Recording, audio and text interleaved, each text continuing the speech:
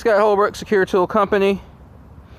We are here with another outdoor installation, this time a 25-foot pole that we're going to put on the side of this building.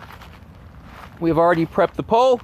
You can see we've got the box right here. This is where our router is going to go. Here's our antenna cable, and you follow up the antenna cable. You see we've got it electrical taped at various points to make sure it doesn't flap in the wind, give it some stability. And then here we have our antenna. This is an 8 dBi. And here's our ground wire. Thing to note, whenever you're putting something on a pole this big, you want to put the antenna there first. That way you can gauge the distance using the antenna wire of where you actually need to install the box. And it's a lot easier to work on this on the ground and just raise it up than it would be to set it in and then get on a ladder and then try to do the drilling and everything. So next step to put it on this wall is we are going to run our Ethernet cable. We're using some Cat 5. We are going to be using power over internet, PoE, power over Ethernet, PoE for this.